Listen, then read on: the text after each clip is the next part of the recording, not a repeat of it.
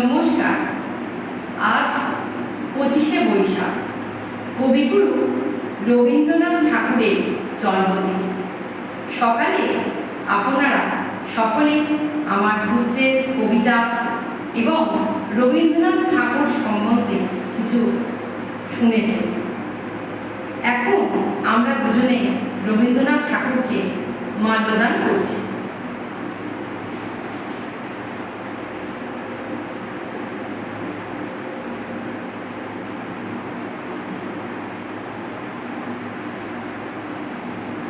মাল্যদানের পর আমি, চৈতালি ও বিশ্বরূপ আমরা দুজনে কবিগুরু রবীন্দ্রনাথ ঠাকুরের লেখা একটি গান আপনাদের সামনে উপস্থাপনা করছি। ফুলে ফুলে